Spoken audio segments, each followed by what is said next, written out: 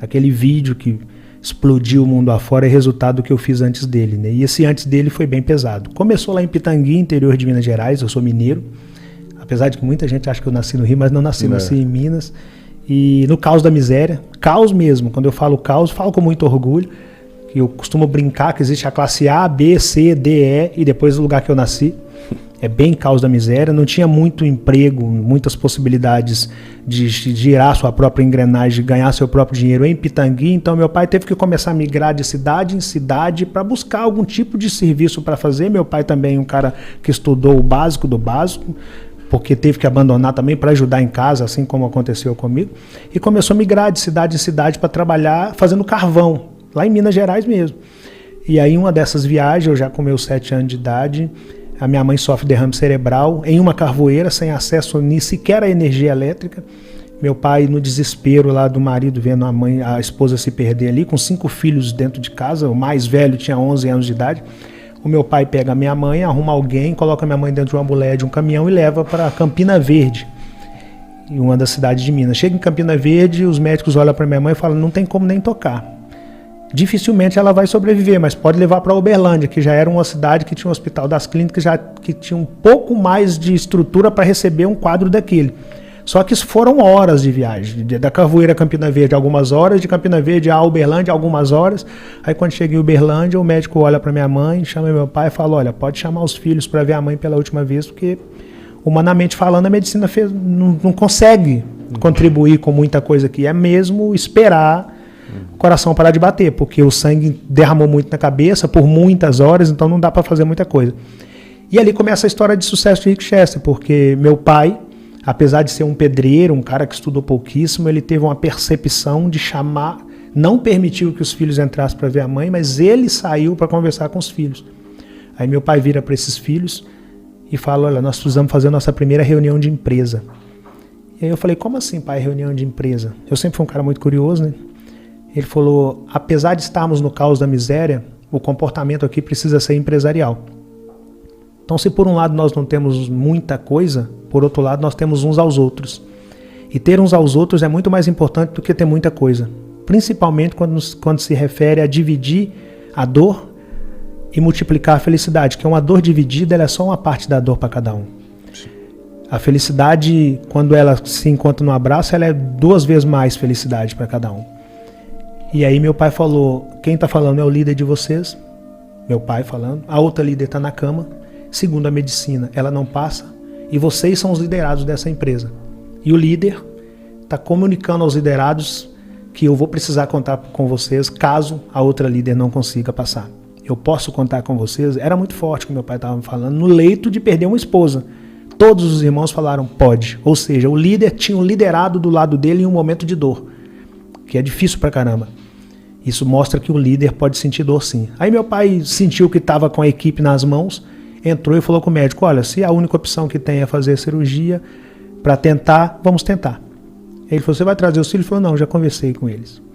Aí o médico entrou para fazer a cirurgia, isso era 1985, nós estamos em 2021, para 2022 já, sim. Então tem 36 anos aquela cirurgia. Tem 36 anos que aquela doninha que está lá em casa até hoje não passaria daquela cirurgia.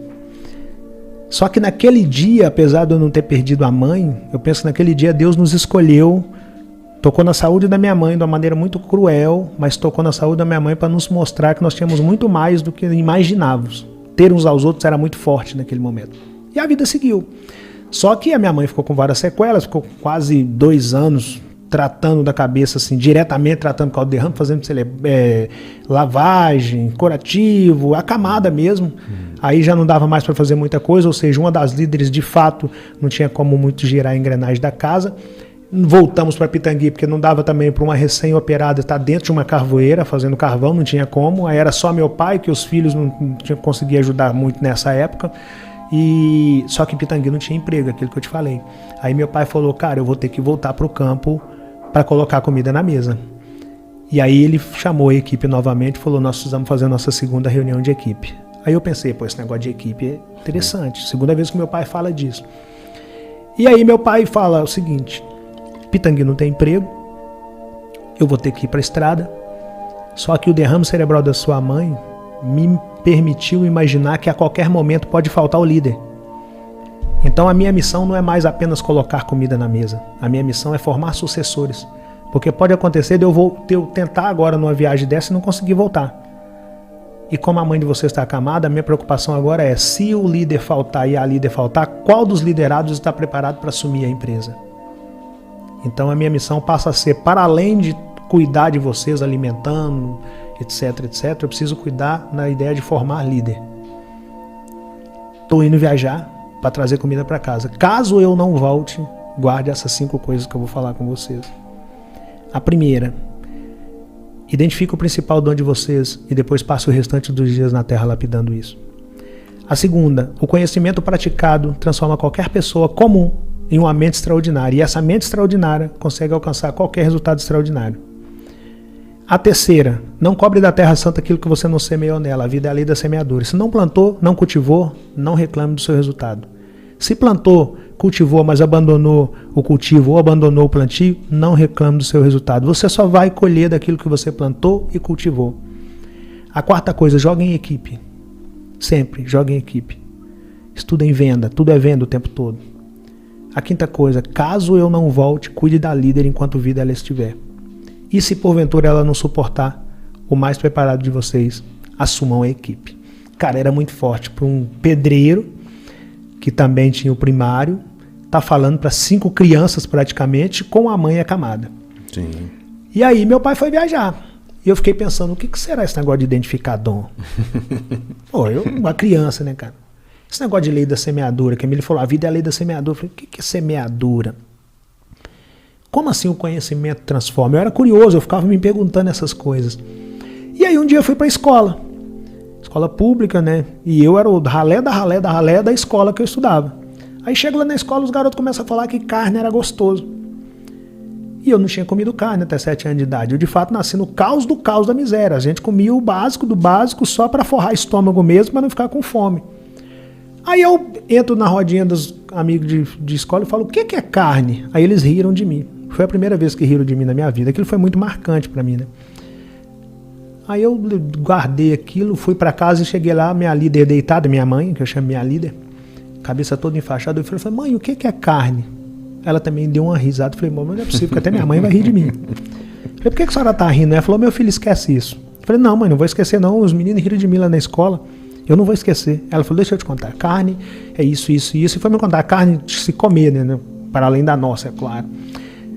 Mas não é pra gente não, meu filho. Isso aí é para outra classe, esquece isso. Eu falei, não, mas não vou esquecer. Como é que eu faço? O que eu tenho que fazer para comer carne todo dia? Ela vira para mim e falou, bom, para comer carne todo dia você tem que ter dinheiro. Para ter dinheiro você tem que trabalhar. Só que você tem 7 anos de idade, ninguém vai te empregar. Eu falei, peraí, mãe. Então a senhora está me falando que se eu começar a trabalhar e eu chegar no dinheiro, eu posso fazer o que eu quiser com o dinheiro, inclusive comprar carne. Ela falou, filho, mas não é tão simples assim não. Eu falei, não, mãe, tá tranquilo. Eu vou trabalhar. Aí ela deu mais uma risadinha, eu falei, a senhora tá rindo de mim novamente, eu vou guardar isso. Aí saí de pé da minha mãe e sentei lá na calçada e tô lá observando, pensando, como é que eu vou trabalhar, né? Fazer o quê? De fato a minha mãe tá certa, ninguém vai me empregar. Só que aí passa um cara vendendo verdura, um verdureiro, a verdura num carrinho de mão, e para na porta de uma casa e oferece verdura para uma senhorinha chamada Dona Conceição.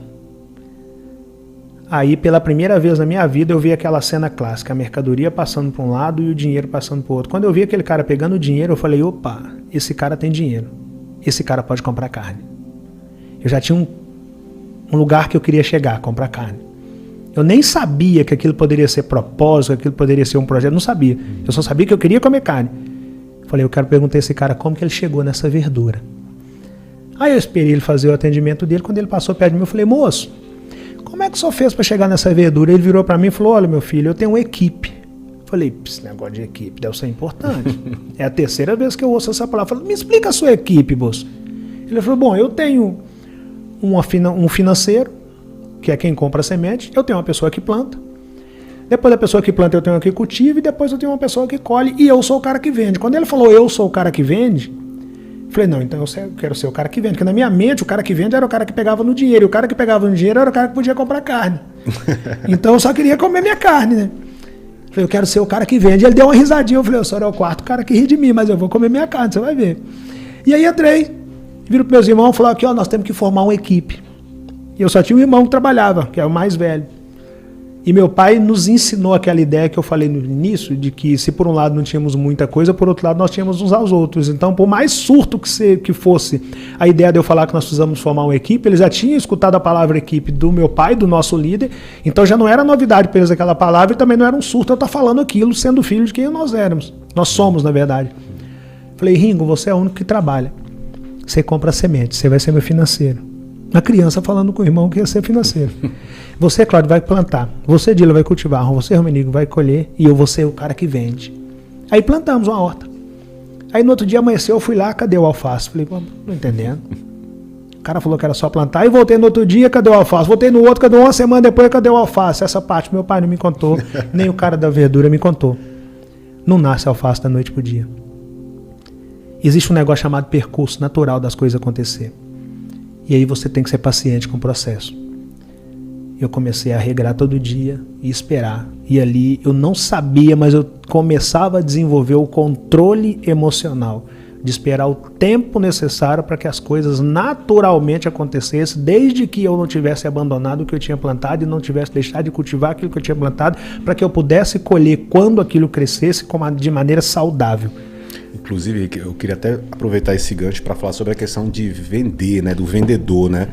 Porque assim, por muito tempo a profissão de vendedor foi vista meio com desdém pela galera, né? Tipo, pô, eu sou o quê? Ah, eu sou vendedor. Pô, o cara é o quê? Vendedor. Mas na verdade, tudo que a gente faz hoje em dia é venda, né? A gente vende ideias, a gente vende, enfim, produtos, né? A gente está aqui vendendo o nosso trabalho, né, tal. E a gente precisa desenvolver isso nas pessoas, né? A necessidade dela entender que não, você precisa se vender, né? Então tudo acaba sendo uma relação de venda, né? Seja de produto, seja de ideias, né? E a atitude de um bom vendedor faz a diferença de um cara de sucesso ou não, né?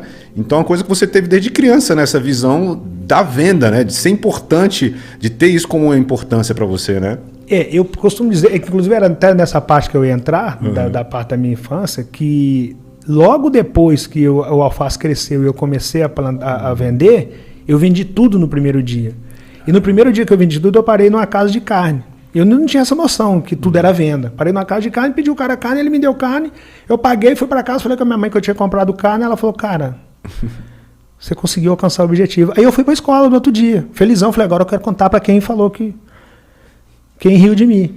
E aí a minha professora, coincidência ou não, no outro dia ela falou, Joãozinho, não lembro o nome das crianças, Joãozinho, você quer ser o quê quando crescer? Ah, eu quero ser dentista, professora.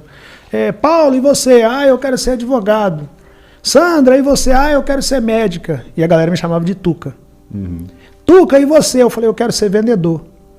A professora riu. Falou, Tuca, vendedor é um cara que deu errado em tudo e que o que sobrou para ele foi trabalhar com venda. Justamente isso que você acabou de falar, coincidência ou não. O desdém do vendedor, né? Não, assim, a professora. A própria professora. Falou, não, Tuca, vendedor não. Vendedor não é profissão. Vendedor é um cara que deu errado e que aí foi trabalhar com venda. Vendedor é um frustrado que foi trabalhar com venda. Aí eu falei com ela, também nem sabia do que eu estava falando, mas eu falei, professora, vendedor é o cara que come carne.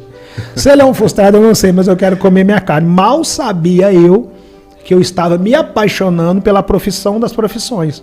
Tudo é venda. Absolutamente tudo é venda. Tudo é venda. E eu comecei a me apaixonar pela venda porque foi a venda que me possibilitou comer carne. Mas ali eu ainda não estava tão apaixonado. Eu comecei a apaixonar mesmo, foi a partir do momento que eu comecei a vender todo dia, minha horta acabou. Cheguei lá e falei, pô, cadê meu alface? Não entendi, acabou o alface. E quando acabou o alface, eu percebi que eu não poderia deixar meus clientes na mão. Comecei a comprar alface do cara que eu perguntei no primeiro dia para que eu pudesse atender meus clientes.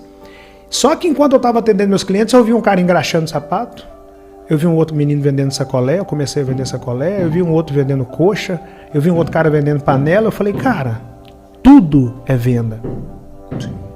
Absolutamente tudo é venda. O tempo todo tem alguém procurando alguma coisa para comprar.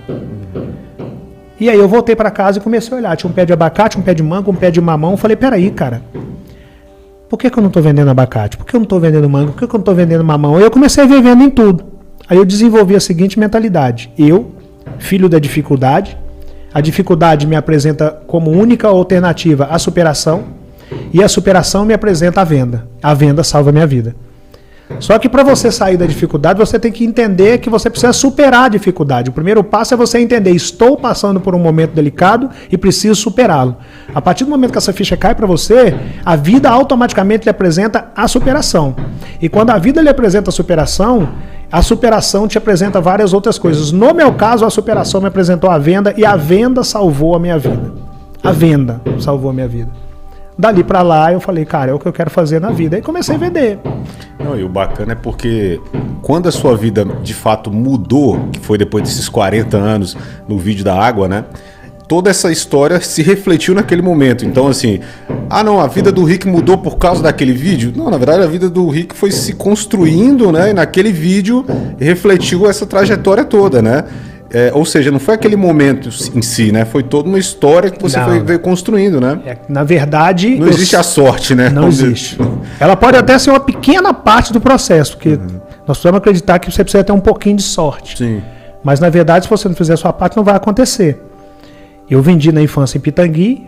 Como eu comecei a vender muito, a cidade ficou pequena para mim, é claro. Eu fui para Belo Horizonte, que era a capital de Minas, que é a capital de Minas, começo a vender. Aí vem várias crises em Belo Horizonte. Em Belo Horizonte eu tive que passar por uma coisa complexa, que foi abandonar a escola. Ou eu vendia ou eu estudava. E como vender era o que me possibilitava comer carne, eu optei por abandonar a sala de aula. Isso com quantos anos aí que você abandonou? Isso com, sei lá, 13, 14 anos, entre 13 a 17 anos. Foi ali eu abandonei a sala de aula. Sim. Só que aí vem meu líder e fala, peraí, você lembra que eu te falei que o conhecimento transforma qualquer pessoa comum em uma pessoa extraordinária? Eu falei, lembro, pai. Ele falou, pois é, você está abandonando logo o conhecimento? Você vai ter que buscar conhecimento complementar. E aí eu comecei a procurar formas de buscar conhecimento fora da sala de aula. Um dia eu me encontro com uma loja chamada Sebo, aqui em Brasília também chama Sebo, loja de livros usados. Sim, sim, também. Eu vejo uma loja Sebo, livro R$1. Eu falei, peraí, livro R$1? Então não é tão impossível assim ler não. Aí vejo um livro na porta lá escrito A Arte da Guerra. Eu olhei, R$1, cara, R$1, não vou perder muita coisa, eu vou comprar esse livro, cara. Quando eu li aquele livro, eu falei, não estou acreditando que tem tudo isso em um livro. Aí comecei a me apaixonar pelo conhecimento, por buscar conhecimento. E nessa época eu vendia na rua, os caras que vendiam comigo falavam, cara, você pirou, irmão. Leitura, você tá doido, cara, você vende caqui. Você vende bijuteria no centro do Barreiro, que é uma região de Belo Horizonte. Você tá achando mesmo que leitura vai fazer diferença? Vai vender, irmão. E eu falava, cara, esses caras estão sortando, né? Eu preciso melhorar a mim mesmo o tempo todo. E na venda eu melhorei oratória, eu melhorei dicção, eu melhorei pronúncia, eu melhorei posicionamento, eu melhorei olhar. Eu fui melhorando essas coisas porque eu fui buscando conhecimento. Porque eu lia e praticava, porque não é só ler também, né? Você tem que praticar, é igual tocar. Se você só estudar e não começar a praticar, você não consegue desenvolver as habilidades que só a prática vai te trazer. O conhecimento é a mesma coisa. Não adianta você ler 2, 3 ou 1000 livros. Você tem que começar a praticar aquilo. Eu comecei a praticar. Só que aí veio a crise de 2014 a mais ou menos 2016, 2017, e eu também entrei dentro daquela crise, porque eu nunca tive muitos recursos. E aí falei, quer saber, cara, mochila nas costas, ou eu vou pro Rio ou eu vou para São Paulo. Partiu o Rio de Janeiro. Aí chego no Rio, uma mochila nas costas, umidade um pouco avançada e a certeza que eu não tinha mais tempo para errar. Aí você tinha quantos anos já no Rio? Eu já tinha 39. Chego lá, Piabetá. Cara, Piabetá é longe. Piabetá é longe. Piabetá é Baixada Fluminense, Magé, Baixada Fluminense, Duque de Caxias, quase já em Petrópolis. 2 horas de Copacabana, não ia dar para ir para Copacabana. Eu comecei a vender bala no trem. Aí comecei a vender bala no trem, comecei a fazer alguns negócios no trem, comecei a render. Vale lembrar que eu cheguei no Rio sem dinheiro, eu tive que arrumar um dinheiro emprestado, R$10 foi o suficiente. Dona Roseli me emprestou R$10. Eu comecei a vender bala no trem. Do trem, eu tive a curiosidade de vender água na praia. Aí na praia, eu já venho com habilidade desde 7 anos de idade, habilidade de conhecimento, de dicção, de relacionamento, de postura. Eu comecei a me diferenciar dos demais. No primeiro dia eu só vendi 2 águas, no segundo dia eu voltei, insisti em vender água, aí comecei a vender muita água, comecei a vender. Quando eu vi, eu já estava destacado na praia, até o dia 28 de março de 2018, quando eu tô lá vendendo, tranquilão, e um senhor me pede uma água, eu chego para atender o senhor, ele está acompanhado de um outro rapaz. Aí eu tô atendendo o senhor e o rapaz tá conversando com a terceira pessoa e falando que o Brasil tá em crise, eu tô indo embora, isso aqui já deu, esse lugar atolado, isso aqui é o fim, misericórdia nisso aqui, essa ideia do brasileiro que esse lugar aqui é improdutivo. Eu tô vendendo água pro cara e tô escutando o cara falar, gatilho da observação. Aí quando eu termino o atendimento, eu viro e falei, meu parceiro, desculpa estar te incomodando, mas o Brasil não está nessa crise toda que você está falando, não. Para que eu fui falar isso para esse cara? Esse cara se levanta, olha para mim, eu com a caixa de isopor na mão. Eu já não sou muito bonito, né?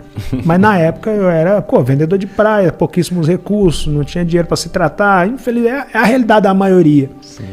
E para quem já é desprovido de beleza, complicou ainda mais, né? O cara vira para mim e falou, olha para você, irmão, esse é o retrato da crise, cara. Como assim o Brasil não está em crise? Você está no do subemprego e vem me falar que o Brasil não está em crise? E ele falando, eu rodei o mundo todo. Eu estou indo embora desse Brasil por causa de ignorantes como você, porque aqui no Brasil até um reles vendedor de areia pensa que pode falar de crise. Eu estou só ouvindo ele falar. Quando ele terminou de falar, eu agradeci o senhor que estava do lado dele. Eu falei, meu parceiro, obrigado. Se precisar de outra água, eu estou aqui. Com relação ao senhor, respeito a sua posição, o que me cabe respeitar, opinião não se discute. Se precisar de uma água, eu estou aqui também. Eu rejeitei ofender quem me ofendeu.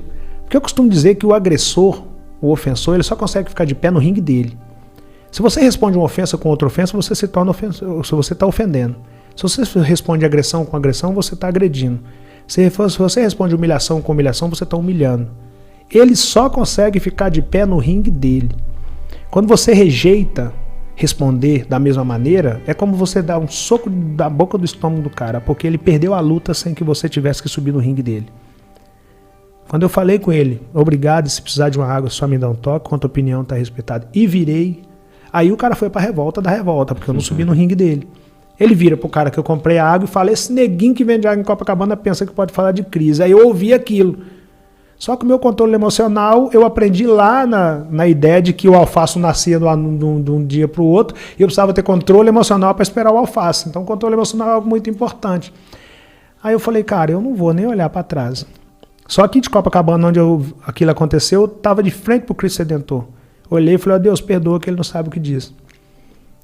E como se Deus tivesse me falado, siga a luta, meu filho, que eu vou cuidando das feridas daqui.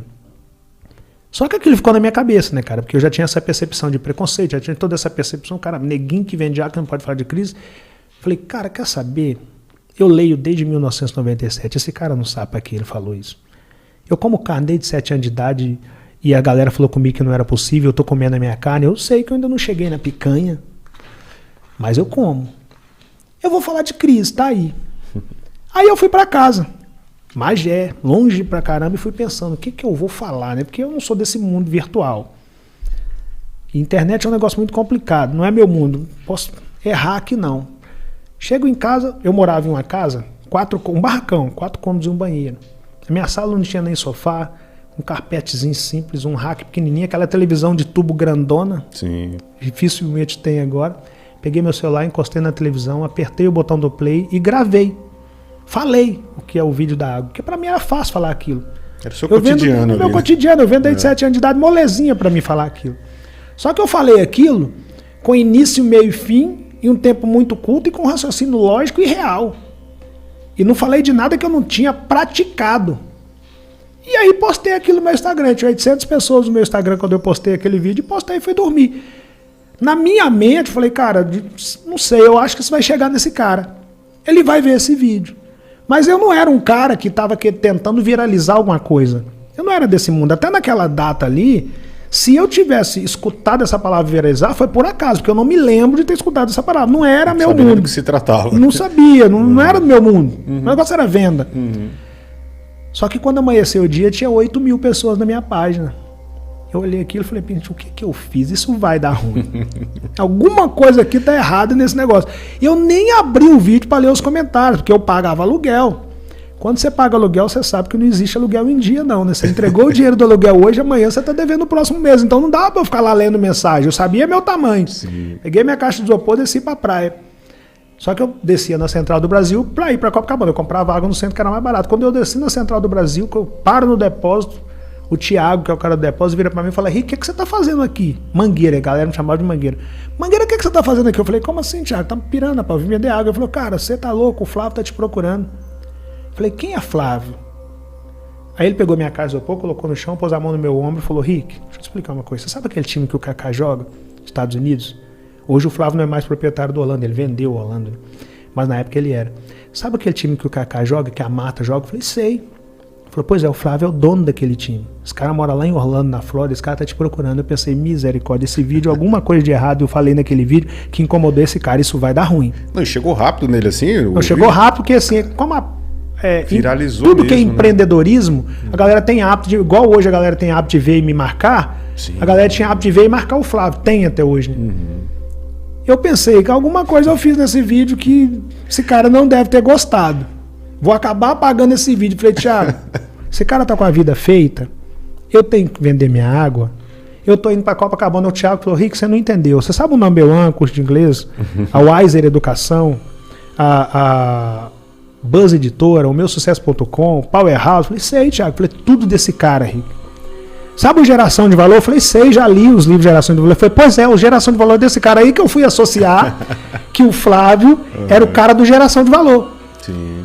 Falei, Thiago, beleza, mas eu vou vender minha água, eu não sei o que eu fiz contra esse cara, tô indo vender minha água. O Thiago, Henrique, você não adianta, vai. Aí fui pra praia. Quando eu cheguei na praia, eu descobri que todo mundo conhece o tal do Flávio. O Flávio tá de... Todo mundo na areia falando do tal do Flávio. Eu não tinha Instagram na rua. Eu costumo brincar que o meu plano de internet era daquele, se abrir o Instagram na rua, lá se foi dados móveis. Aí não tinha como eu abrir a mensagem do Flávio. Passei o dia todo vendendo e o povo em cima de mim. O Flávio, você é doido, irmão. O cara quer falar com você, o cara é bilionário. E eu, pé cravadíssimo no chão, já me decepcionei muito na vida. A gente é gato escaldado, tem medo de água quente, né? E aí fui para casa no final do dia, depois de cumprir meu papel de vender, não perdi a missão de vender. Chego em casa, abro meu Instagram e tá lá uma mensagem do Flávio. Cara, olha, meu parceiro, eu não sei se você sabe o que você fez naquele vídeo. Sei que você entrou numa lacuna aí que você virou um assunto e eu quero te conhecer. Postei seu vídeo. Primeiro conteúdo que eu posto na página Geração de Valor, que é a página do Flávio. O primeiro conteúdo em 9 anos não produzido pelo Flávio é o seu vídeo que eu postei. Eu quero te conhecer. Eu vou no Brasil poucas vezes no ano e eu vou mandar umas passagens para você. Eu, quando estiver no Brasil, eu quero te conhecer. Eu pensei, esse cara não vai mandar essas passagens pra me conhecer, né? Não mete essa. Ou vier, porra, cara, favela, irmão. Porque beleza, o cara postou meu vídeo e tal, e foi dormir. Quando eu olho lá no meu Instagram depois, alguns dias depois, tá lá a passagem. Falei, cara, não é que o cara mandou a passagem, cara? Aí pensei, pô, esse neguinho vai voar. Aí eu fui pra Curitiba, o Flávio veio de Orlando, foi pra Curitiba. Eu me lembro quando o Flávio chegou em Curitiba, ele me chamou. Eu cheguei mais cedo, ele pediu uma das pessoas que trabalha com ele para me apresentar o prédio todo, que é a sede das empresas dele em Curitiba. E aí quando ele chegou, ele subiu o elevador, parou no andar que eu tava, ele chamou todo mundo no andar assim, pega aí, para aí, só para um pouquinho aí. Chamou todo mundo, me abraçou e falou, guarda o rosto desse cara, esse cara vai bombar. Eu olhei para ele e pensei, eu vendo água, cara, você pirou. O que eu sei fazer é vender.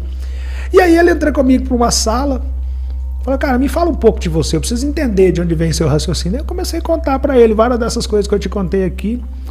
Ele achou muito interessante, ele me contou também a história dele, que ele também começou com pouquíssimos recursos, nasceu em Jabu, Zona Oeste, do lado de Bangu, Realengo, Senador Camará, aquela região ali.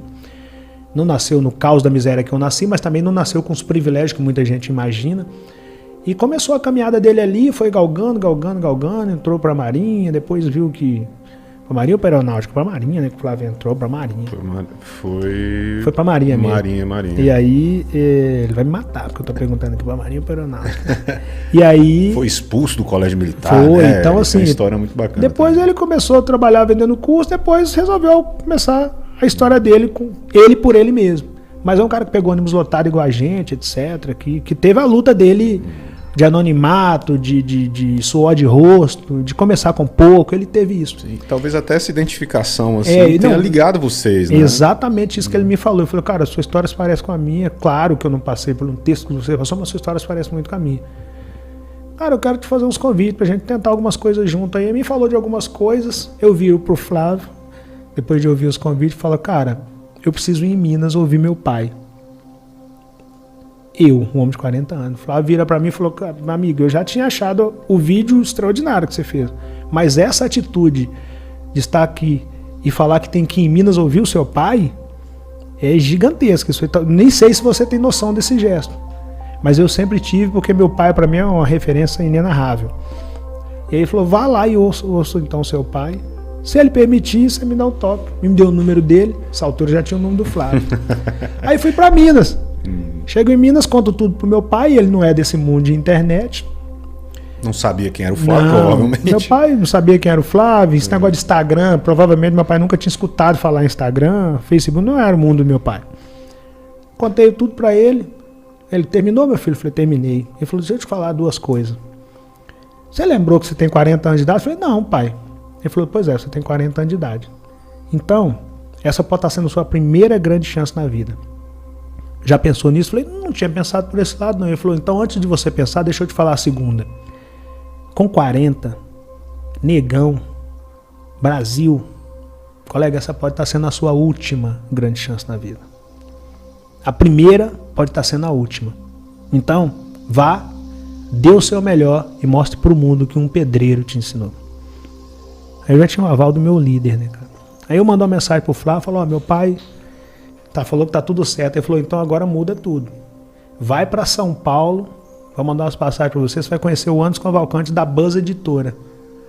Nós vamos escrever seu livro. Eu pensei, livro, cara, quem vai comprar livro? Um cara que vende água. Isso não vai dar certo. Ele, calma.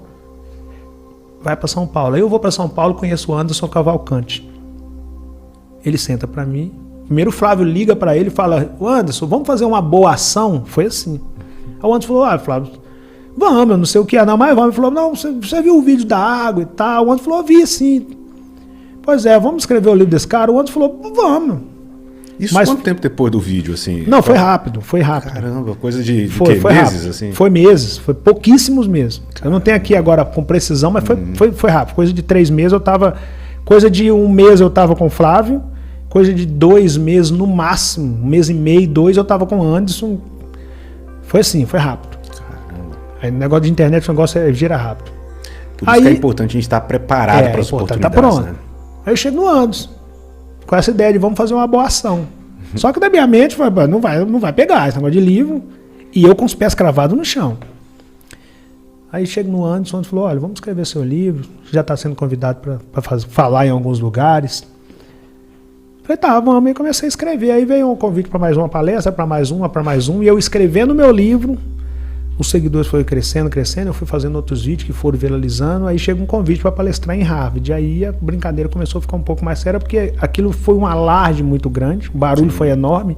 É Harvard, né, cara? Sim. Quando se fala de Harvard, independente da expressão do que você está indo fazer lá, o nome Harvard já tem um peso gigantesco. E aí o assunto girou.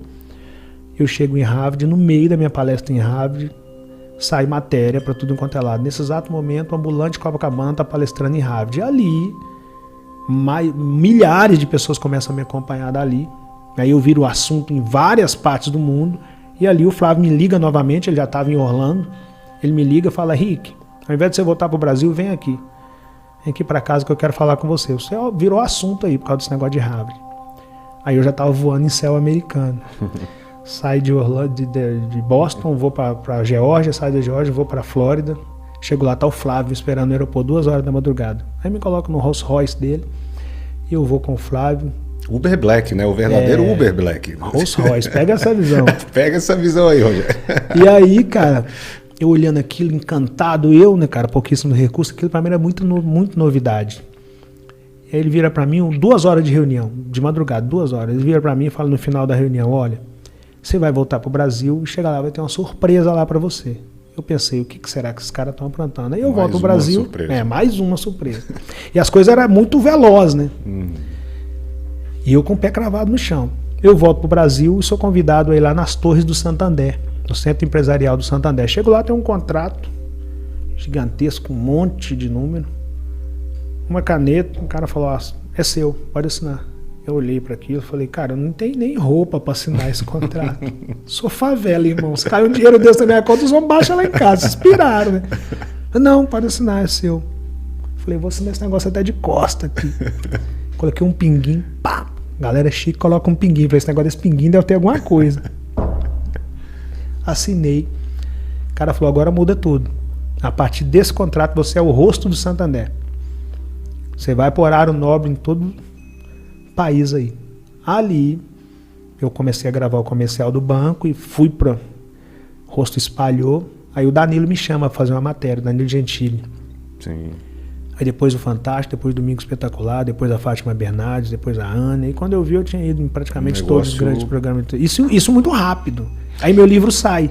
Sim. E eu, assim, não vai vender. Aí vendeu 1.000 cópias, 1.500 cópias. Falei, mas é lançamento, é novidade, meu nome tá aí, então...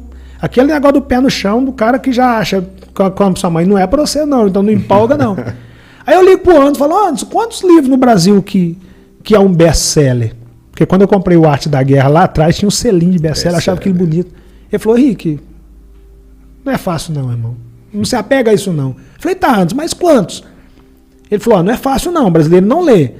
Mas para considerar de maneira incontestável um best-seller, se vender 30 mil cópias, aí é incontestável.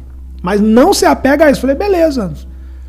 Aí vem o convite para palestrar na faculdade de Paris, depois o convite para palestrar no Japão, em Portugal, e o livro começou a vender. 2.000 cópias, 3.000 cópias, 5.000 cópias, 10, 15, 20, 25, 30 mil cópias. Aí o Anderson me liga e fala, Rick, eu tinha te falado para não empolgar, mas vendeu 30 mil cópias.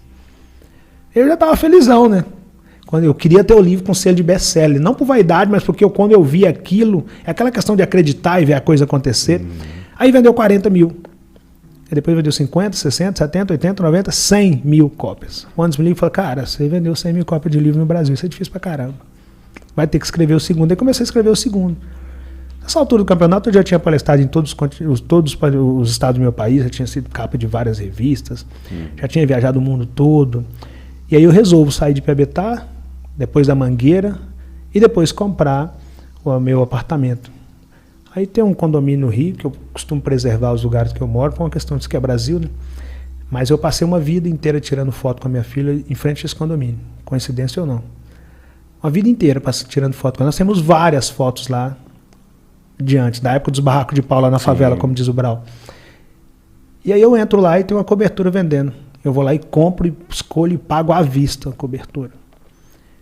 E aí depois casa pro meu pai, aí casa pros meus irmãos, e aí começo a adquirir outras coisas, aí lanço o segundo livro, que caminhou no mesmo sentido do primeiro, e continuei assinando vários outros contratos milionários, e continuei fazendo várias outras palestras, várias outras publicidades, e já estou escrevendo o terceiro livro, e os pés continuam cravados no chão. Minha filha hoje estuda em uma das escolas mais tradicionais da América Latina, e o pai dela fatura algumas centenas de milhares de reais líquido todo mês.